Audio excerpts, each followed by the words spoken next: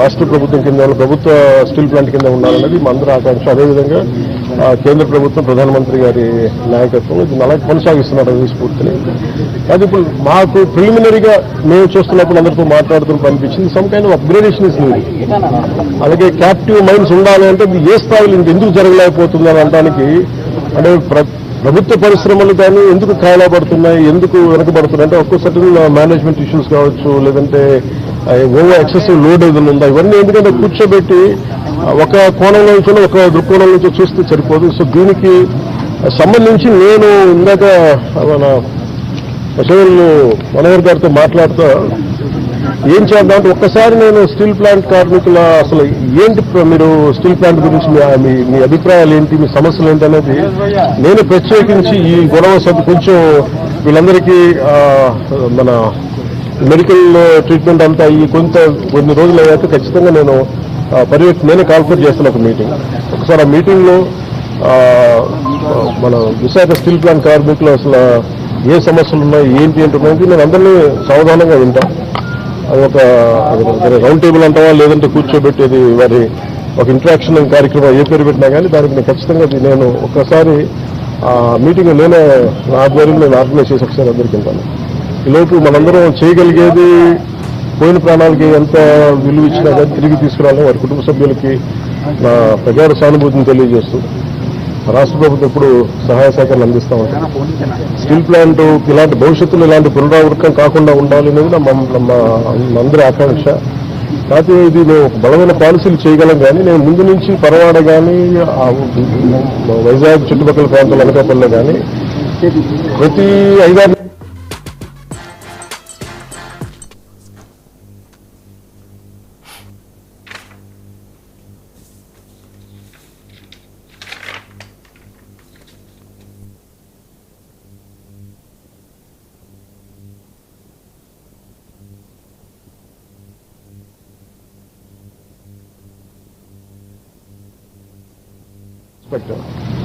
ఆయన ఏ స్థాయిలో ఉన్నారు ఒకవేళ చిన్న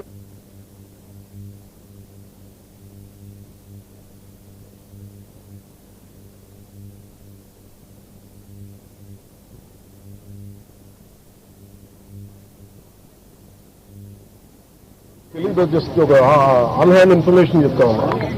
ఇక్కడ వైలేషన్స్ ఉన్నాయి. మేము ఒక ఫ్యూ మంత్స్ బ్యాక్ చెప్పాం, 6 months బ్యాక్ కూడా తెలియజేసాం. ఎవరు రెస్పాండ్ అవ్వలేదు అంటే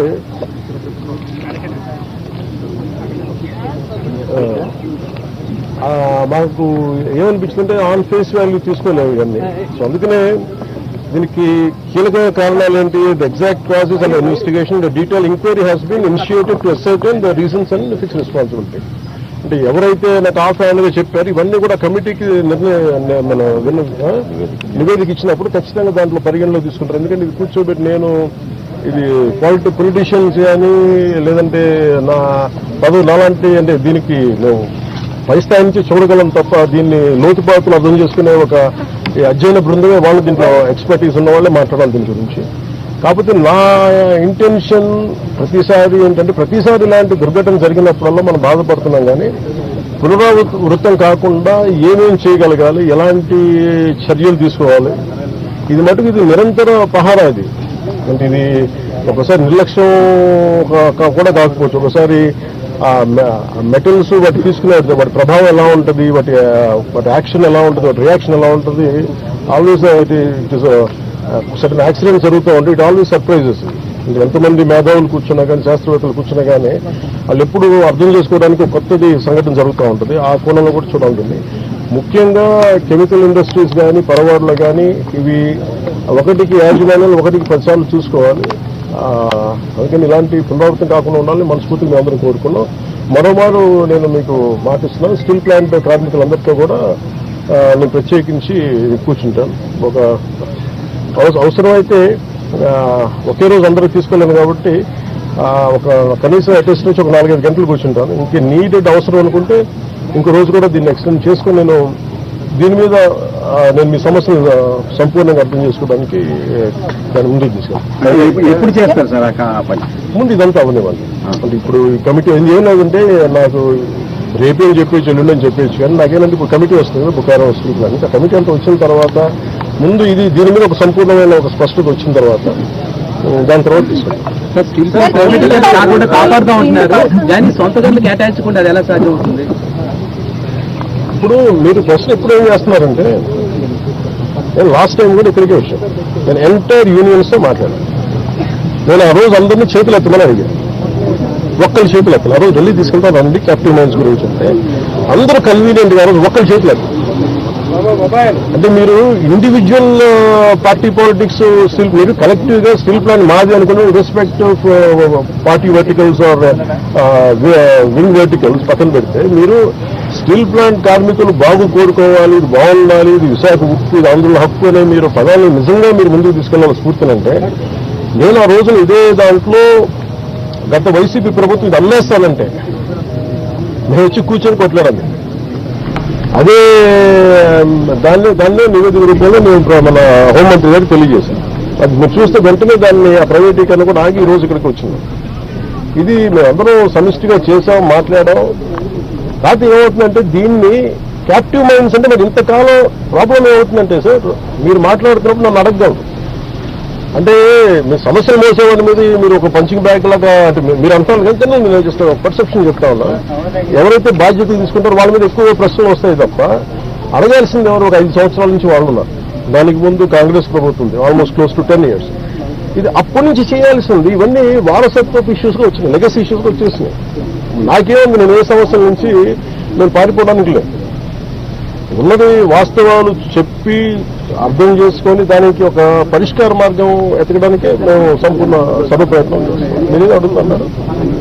టెక్నికల్ గా ఉన్న వాళ్ళని తగ్గించేసి అడ్మినిస్ట్రేటర్స్ తో రన్ చేస్తున్నారు. పని ఒత్తిడి కూడా కార్మికుల మీద ఉంది, నిర్వహణ లోపం చాలా ఎక్కువగా ఉంది అనేది కూడా లోపల పనిచేసిన కార్మికులు వాళ్ళందరూ ఉన్నారు. మీరు అడిగిందే నాకు చెప్పారు. కాకపోతే ఏంటంటే ఇది మనం నేను దీనికి సంబంధించి అనుభవం ఉన్న వ్యక్తిని కాదు.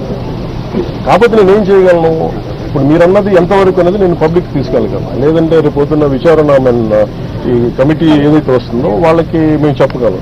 నేను అందుకే అంటాను, వన్స్ వీళ్ళందరూ ఆ కమిటీ తీసుకున్న తర్వాత నేను ఒకసారి కార్మికులతో ఇంటరాక్ట్ చేయాలనుకోండి.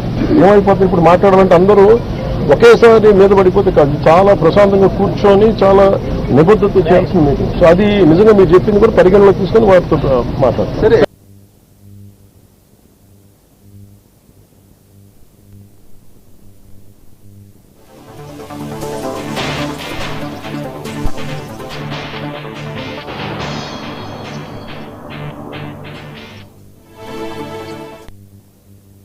వాస్తవం చెప్పగలను,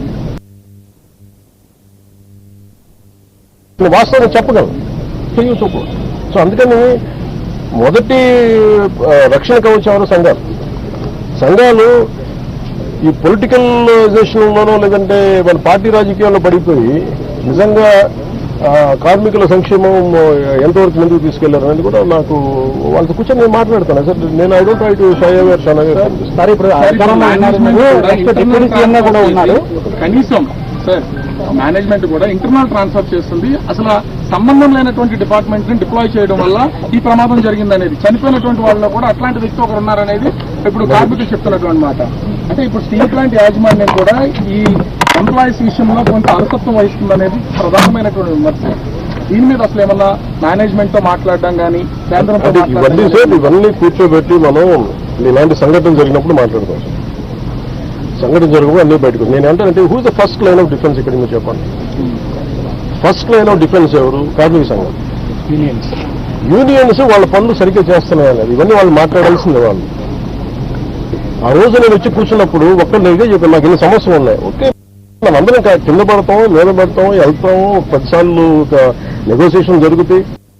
అసలు సమస్యను మీరు ఇవన్నీ చెప్పకుండా మీకు అన్యాయాలు ఇవి జరిగిపోతున్నాయంటే నేను అనేది ఏంటంటే మీరు ఒక లాజికల్ గా ఒక రేషనల్ గా మాట్లాడకుండా పూర్తి ఎమోషన్ మీదను ఇలా కూర్చొని మాట్లాడితే కాదు. కూర్చోబెట్టి మన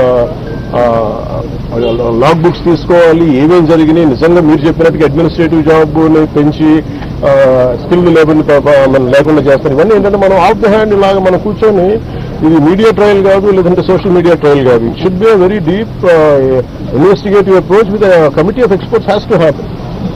దీనికి పొలిటికల్ విల్ ఉన్నారు.